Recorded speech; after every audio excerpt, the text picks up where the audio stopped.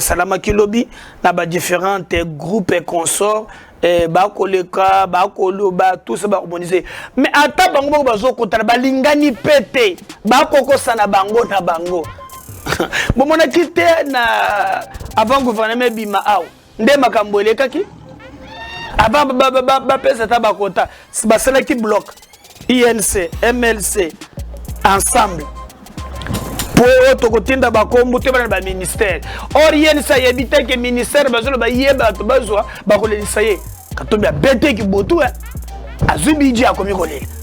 Donc nous allons tourner dans le cercle vicieux moko alors que les gens ont besoin il y a comme on a mboka na biso et kendele boso et nous pensons que nous ultimatum président a PSI lundi à cause de la Azakina Carter mardi je crois que à cause on a lombango awa et je peux vous rassurer que non à Betty le boko na mesa et nous pensons que na semaine tozo banda makambo nyonso et kozala très bien donc nous pouvons dire que na moya lelo à lire Félix Tshisekedi azui et que ko permettre que makambo mosusu ndenge ba congolais bazali kolobela et les cas très bien.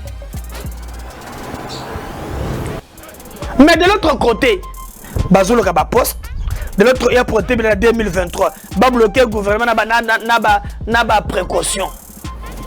Bande Goboko ba bisinga ke wono ceux qui bloquent parce que Félix Alingipé a réduire ba ministère, a Zolingapé même bawe bazana ba député te bakot.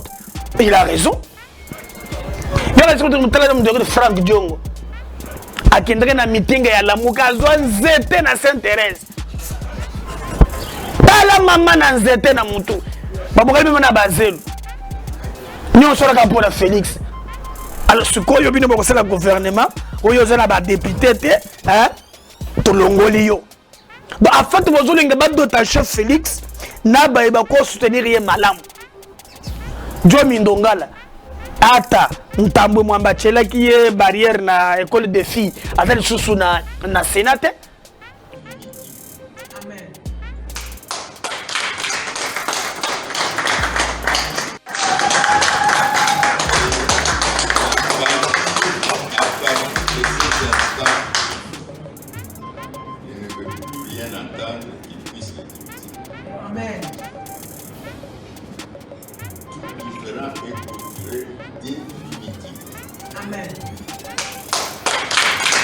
Il a dit nos postes. Ministre Vimo Bimbaya Kabila.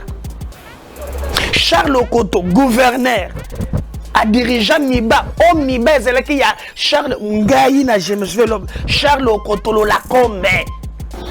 Je vais montrer excellence.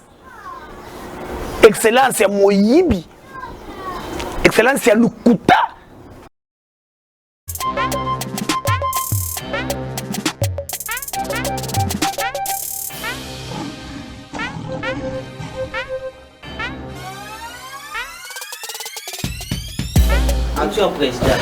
Merci. Merci de nous faire confiance. Merci de vous abonner massivement. Merci de partager nos liens et merci de croire à notre projet auto Zali Kosala ensemble.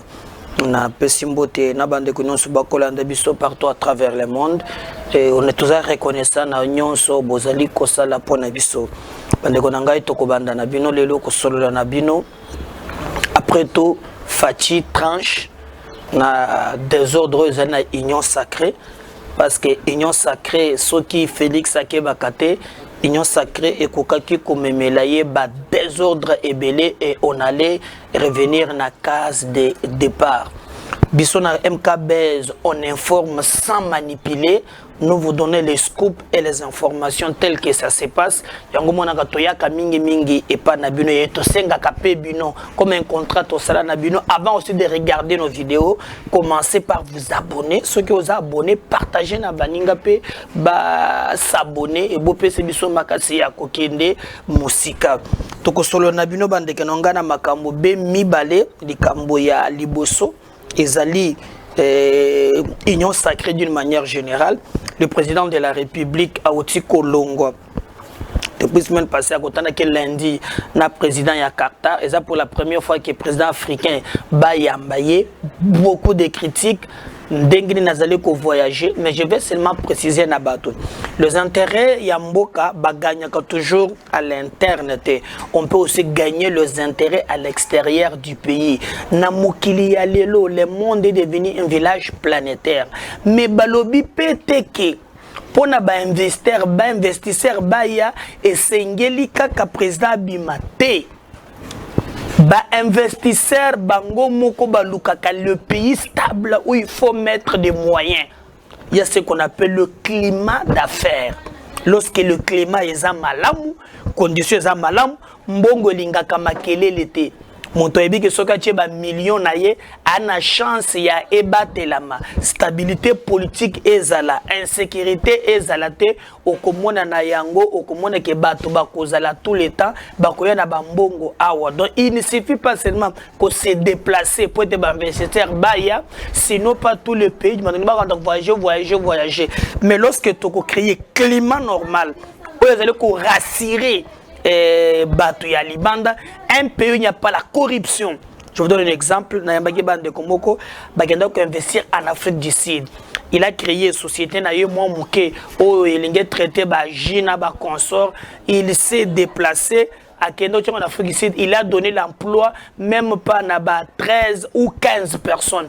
Mais quand il est venu ici pour Asala Moussalawana, il a trouvé que à Kota Boye, Mikanda, Abima Boye, Mikanda, Salaboye, jusqu'à ce qu'il a été découragé. Donc, les investisseurs, Bakoya Kakate, Potogo Koluka Bango, mais les investisseurs aussi, Bakoki Koya, parce que un pays où on ne parle pas trop de la corruption, un pays où Batobako Banga Mbongo, un pays où sécurité à Batoizali. N'a pas cet exemple Yamboka Nabiso. La loi veut que le petit commerce est réservé à les nationaux. Mais vous avez des ministres qui acceptent au nom d'argent, au nom Yababilo kwa Mike Andima à permettre Chinois à te kata tonga au détriment il y a intérêt il y a bayi mboka. Donc pour nous nous pensons que il est grand temps que na moya lelo pour revoir le climat d'affaires, c'est très important. Et d'ailleurs même, mais qu'on voyage peu libanda yamboka ezama bete. Aujourd'hui, il faut vendre notre pays na concert des nations. Donc permettre notre pays et développer, vendre image jambo cannabiso, batuba mona basala kayango, ça va quand même nous aider. Donc vendre l'image du Congo ezamalamu et nous demandons na bande komosus bameka au moins ko sala ke ba aider président de la République na ngambo oana. Et d'ailleurs, à partir de cela, qui a publié le gouvernement, mais le gouvernement n'était pas un peu mis en place comme Tobanda qui causait depuis la semaine passée trop de calculs politiciens et on a compris que na CC et Zalaki Makambo on allait piéger le président de la République parce que si vous regardez très bien na bakota oyo bapesa naki bande kumoso bakomi kobo ya ba ministère oyo sengela ki bapesa bango nazo pesa exemple na bande ko ya Katumbi bapesa ki bango déjà 6 ministères na bango MLC et basi baponi en contrepartie ils se sont réunis encore non o ezali boyote il faut ezala boy et bango bazoko boya bamona pe batu mususu bao bazana ba député te bakota na gouvernement parce que si vous regardez très bien gouvernement ya Sama Lukonde condition ba pesa ki yango yo na yipsa ki bino yango il faut voir 8 députés pour prétendre avoir poste ministériel ceux qui osana 4 à 5 il faut ezela pour ozela nase. Et comme dans ces pays, batu balinga kop na banin, na otu komo na bilili moko soki ba koleva biso ngona ba batu ya nini na biso, okomona ke mende akei kokutana na kitenge Yezu na Charles Okoto basa la réconciliation oyo batu ba waka kuna pour gouvernement lingi bima donc muziki wana balingi ba créer et composer problème. Et nous pensons à notre niveau que c'est inadmissible. On risque na moya lelo de laisser encore le président de la République na babilo kobe ndenge mboko ezala kala ndenge ya liboso. et entre-temps bajour ekokende bandeko na ngai rentrée parlementaire ezongaki tellement mouvementé. Vous avez vu que Bekor a fait cesser et qu'il y a Makassi, parce que c'est qu'il y a l'Assemblée nationale, Dengue na mona qui va débuter fait cesser avec courage et puis ce qui ngaina moi kobanga muke. Mais heureusement le président de la République a outil copié sa bâton na ba information tozana yango, il va publier le gouvernement sans tenir compte ya babilo konyon soan a pesi ba condition. Et puis le seul qui nous a fait très mal. Ils ont piégé Félix. Batindeliye bakombo beya bamiyibi. Donc en fait, c'est un gouvernement qui va sortir aujourd'hui. Ce qui est bimi, batu baleli. Na yebi sibino bokomon mende ye wana akomikulu même na kitenge yesu. Kaka pona yango bino ba lokabino poste ba tout différent est clôturé définitivement. Amen.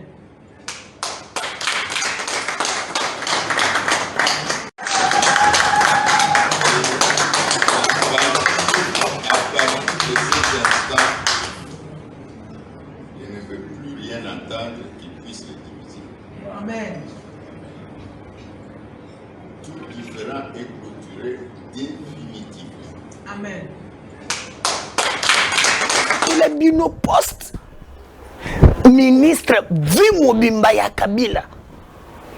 Charles Okoto, gouverneur.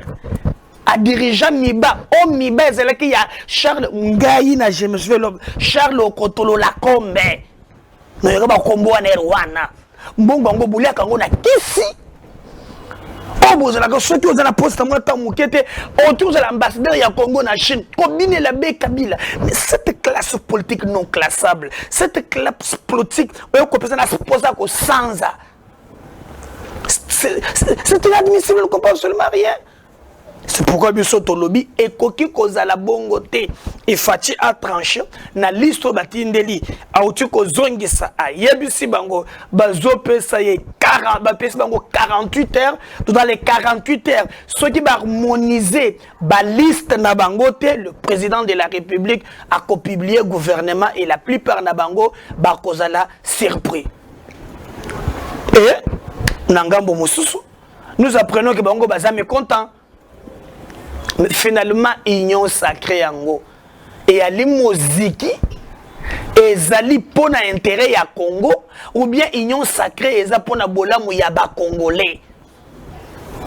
Réunion moko salama kilobi na ba différents groupes et consorts ba koleka ba koloba tout ça ba harmoniser mais ata bango bazo kotala balingani pété ba kokosa na bango na bango.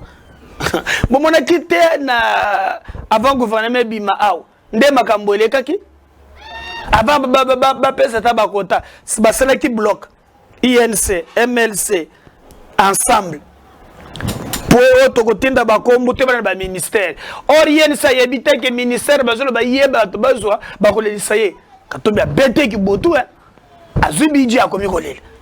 Donc nous allons tourner dans le cercle vicieux moko alors que les gens ont besoin il y a comme on a mboka na biso et kendele boso et nous pensons que non ultimatum président a PSI lundi à cause de la Azakina Carter mardi je crois que à cause on a lombango awa et je peux vous rassurer que non à Betty Loboko na mesa et nous pensons que na semaine tozobanda makambo nyonso et kozala très bien. Donc nous pouvons dire que na moya lelo à lire Félix Tshisekedi azui et que koko permettre que makambo mosusu ndenge ba congolais bazali kolobela et les cas très bien. Et dans le moment où nous sommes mais de l'autre côté, tu es qui Augustin Kabouya, le bureau gouvernement de Bimate, pour Bassi Bazanaliste, Augustin Kabouya, ma passia, Fanden Yotigani Koluba. Il ne faut pas qu'on commise ce président Goneti. Non. Le président de la porte-parole naïe. Même si dans les cadres informels, beaucoup de gens président, mais ne donnez pas à président impression qu'Akanet Makambo. Non. L'institution des alliés sacrés. Et le président, est-ce que tous les listes et Tozonganan Ngai Nazalaka contre Tenabas. Moi, Je dois ce que naza lelo na maman nangai Yambi ya Rose qui m'a tout donné. A beaucoup langai, papa nanga kufa. Ma mère a souffert pour n'attendre Kelas. Il a fait beaucoup pour moi, ça ma mère n'a cause à la tête. J'aime beaucoup les femmes. Nazana Bandeko Yabasi, tout. Mais Nazalaka contre cette hypocrisie-là. Oh non, parité, les femmes.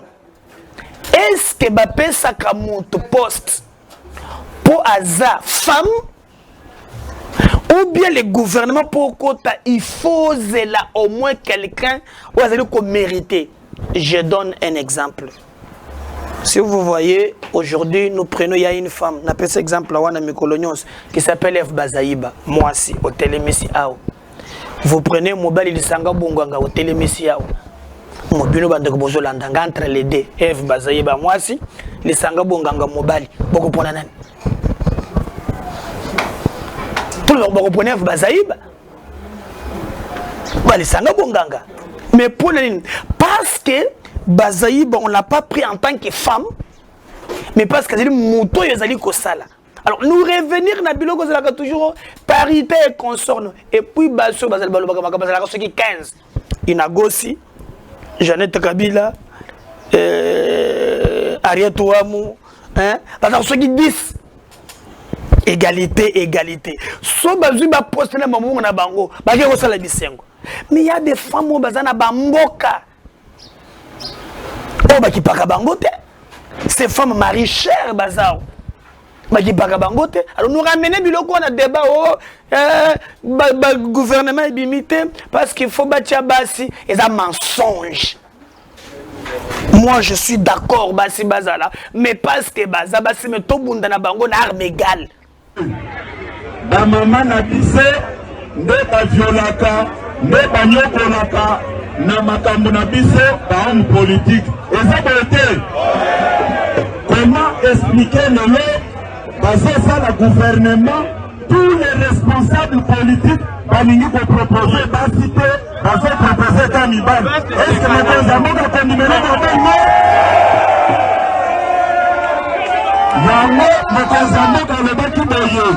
nous sommes là pour vous dire rien que la vérité. Vous avez un rôle majeur à jouer. Vous devez éduquer cette population. Pour manipuler la population. Et nous connaissons les écoles. Mais quand Zambeta a respecté, il y a ma parole. Premier ministre a mis ma liste nyonso. Il y a un homme politique congolais qui a proposé maman T. Yango Mokonzambeta lobby, s'il n'y a pas la représentation des femmes, je ne signe pas. Faites-nous madame. Maman Bazali Awa. Avocat Nabuno, Azako Lobelabino, Fachi Beto, Obete Lobezamboka Maboko Matasi. Fachi Beto, c'est l'Andeko Kabouni Makambe, c'est que le gouvernement est matin, pour Kabouni a bloqué. C'est faux et archi-faux. Il ne peut se vivre. Ne Zambeka Lobiboye. Avant de signer ordonnance, il faut représenter notre bloqué. C'est faux et archi-faux. Il ne peut se vivre. Il y a des femmes compétentes pour les Kamibani. Je suis pour que personne soit dans le gouvernement. Mais faire ça, problème, il y a quota. Problème, il y a favoritisme, ça ne passe pas. Et vouloir expliquer aux Congolais que le gouvernement ne sort pas parce que Bassi Bazate, c'est pas vrai. C'est pas vrai. Moi, je pense que nous devons encourager le président de la République. Na ultimatum à Pessina Batunyoso, 48 heures.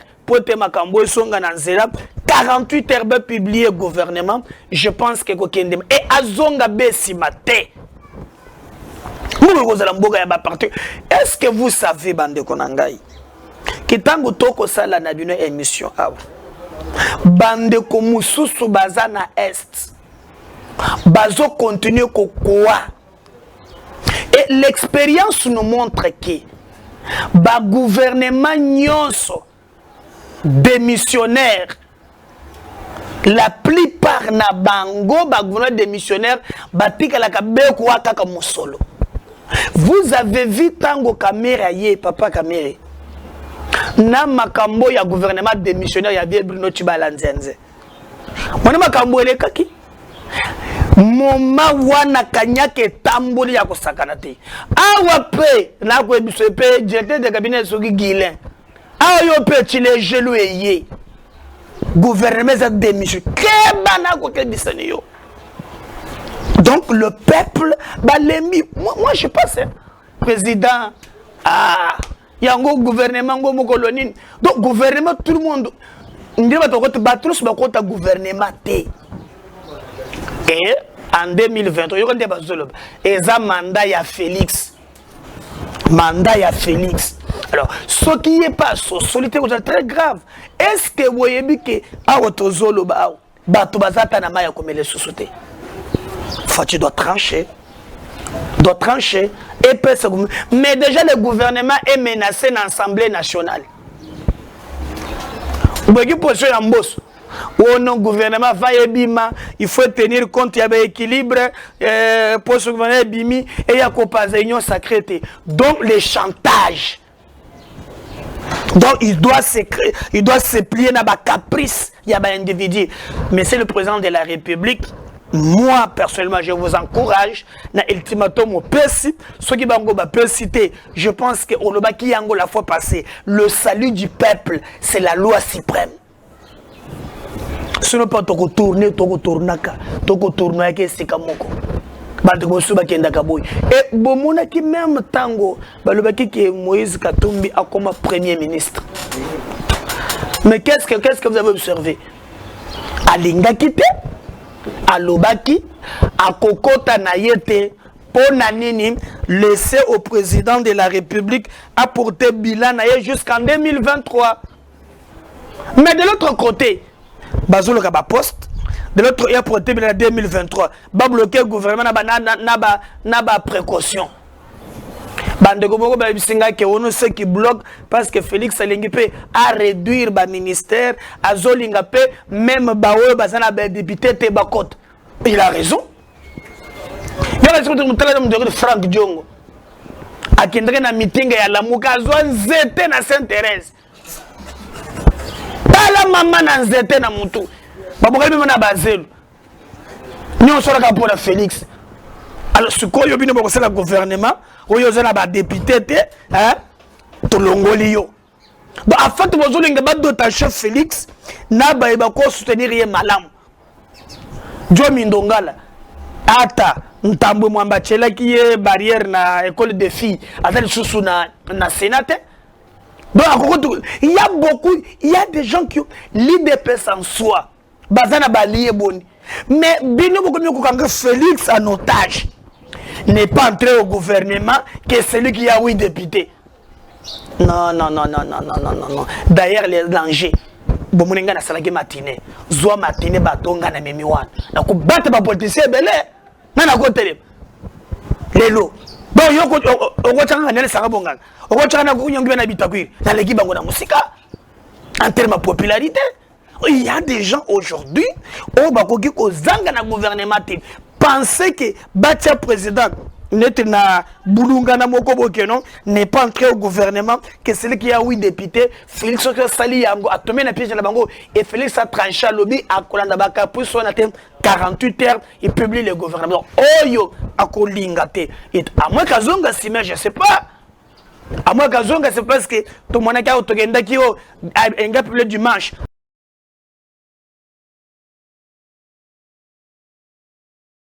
C'était confirmé à Zungi Soussima. Alors, ce qui a dit Zonga, c'est pas la caprice à politicien et talibé moko. Parce que le grand temps, gouvernement Ebima, peuple paix à se retrouver. On parle des élections. Mais tu as une élection à moyen, tout le monde élection. Mais il nous faut une ligne budgétaire. Est-ce que vous savez que juste avant la pandémie, le recette de l'État, et ben dès que vous savez 70% payer les institutions, 30% et ben dès que quand même qu'on subvenait à besoin Mickey. Mais après pandémie, ben chute côté. Aujourd'hui 95% à la recette et que nous faut à l'institution. D'ailleurs, je te dis par exemple que non, tant que gouvernement est na très des heures réduit. Ben dès que na 35 les lots, la dernière information, vous n'avez pas moins de 55 ministères, membres du gouvernement. Donc, vous n'avez pas moins de. Ceux qui ont 50, mais on nous apprend aujourd'hui que non, il à 55. On a résolu quoi? Et en entre-temps, le peu des moyens que nous avons récoltés, tout ça, un pays où l'État n'arrive même pas à diversifier son économie. C'est qu'on et même bandeko ya libande sengeli ba pesa bisombongo ba ko pesa bisote pour nani okozo banque mondiale okozo FMI okozo ba monique lolenge ba congolais to ko salela mbongo na biso moko na moyibi e ya lipasi bolanda ki élément moko na ko lakisa bino yango fona zongela ngo boyo kango malamu. Mais ce qui m'a fait très mal pour moi, que un ministre, Dieu José Makila. Mais IGF a lobby Makambo Moussous. Mais Bolandi que José Makila tombo. Il y a José tombo kini. Il y a José. Oh non, comment on peut traiter une institution de voleurs? Est-ce que Batangio Ndeba Lobaka, celui qui se sent mauvais, c'est mouche.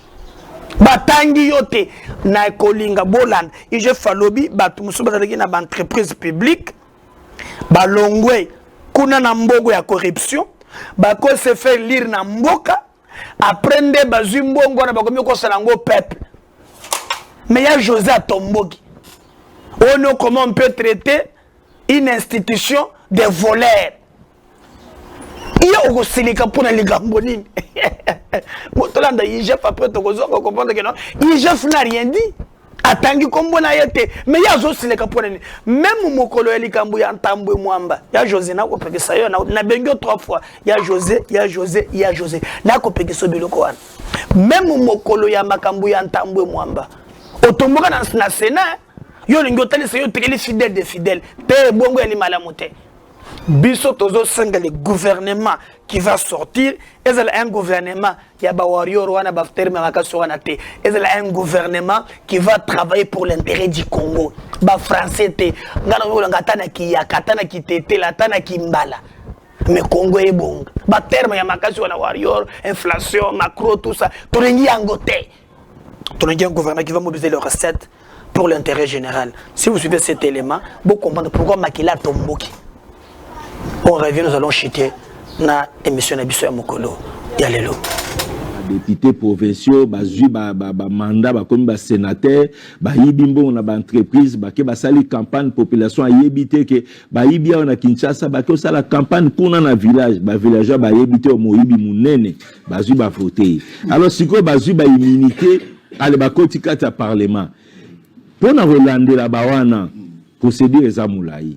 Donc tant total ka yibi toke na justice pas na procédure moulaï à Rolande la bango, il faut que senga ba autorisation kili wanande bamboto. Mais yebaka ke suka immunité kosila. Inspecteur babi obo mapeka likolo au privé ba congolais batala match ya RDC Gabon lobby na RTNC babi facture ya wa ofuta match ya na RTNC yo boyi bazo tombo na Kinshasa wana na biso match ya lobby ezalaki nini et comme match ya lobby ezalaki tout d'abord équipe nyonso Léopard na Mazembe trésor public afutaki bango mbongo nyonso na location avion na ba prime ba joueur na kopeso ba chiffre to atteindre autour ya $1 million.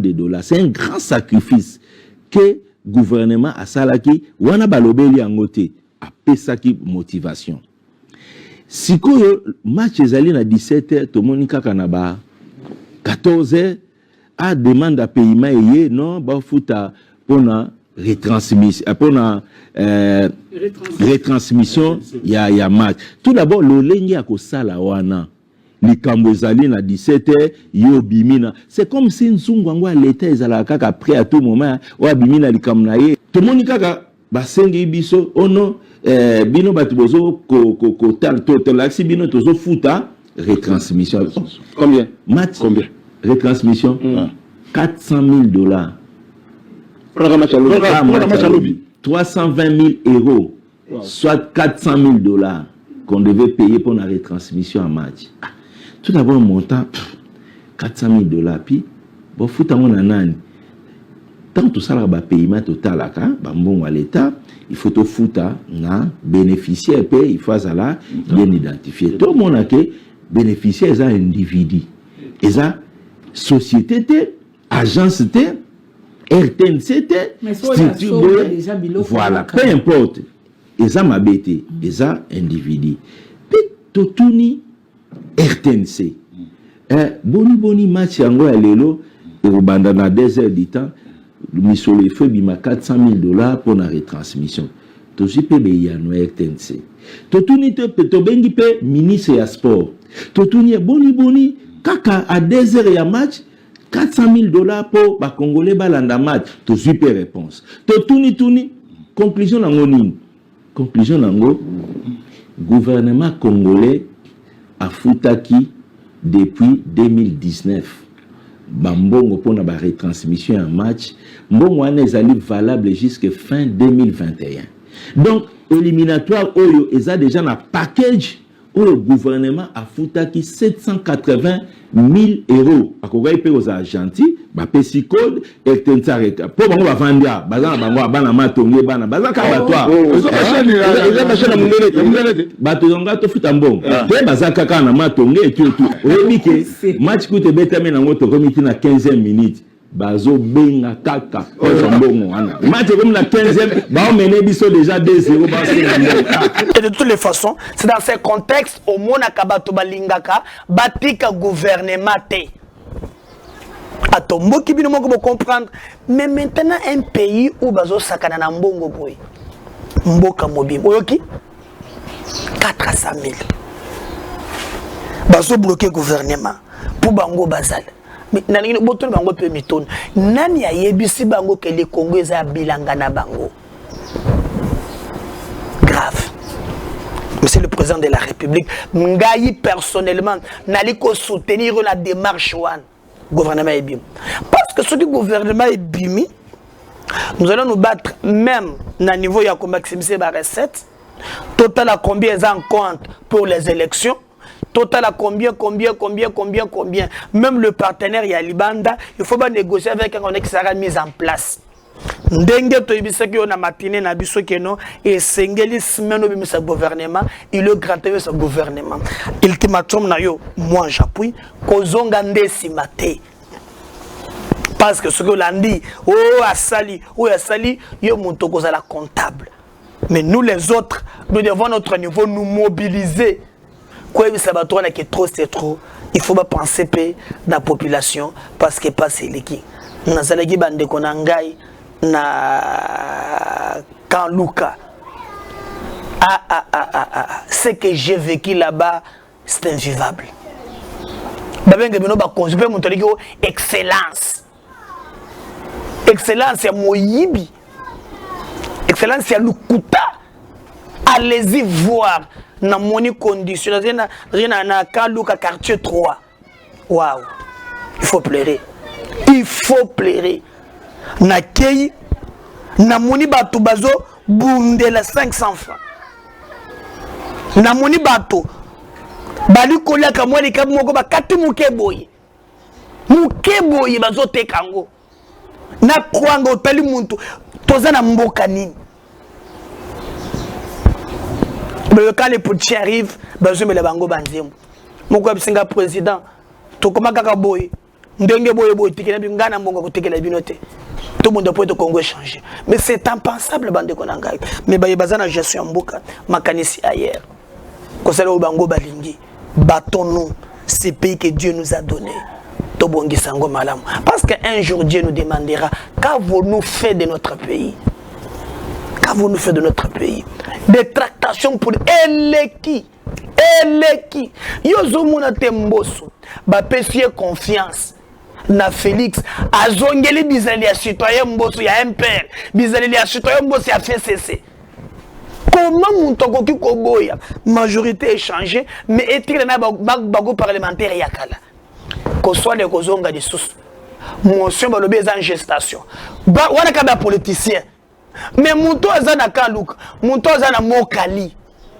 Muto azana na deluvo, muto azana maizel, muto azana côté na kendaki na ozone.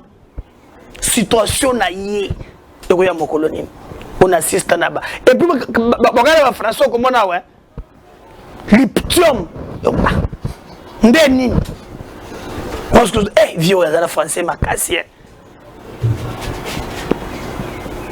Un jour, vous répondrez devant l'histoire. Abonnez-vous massivement à la chaîne Nabiso. Partagez nos vidéos. Ceux qui nous abonnés, abonne-toi. Mais ceux qui payent, vous a déjà abonné, yebisa bande mususke bosenga na biso ba partager ensemble donc on est là très fort na ba commentaire kozangisate mais aussi des likes pour liker nos émissions. Je garde le Congo, à la prochaine, bye.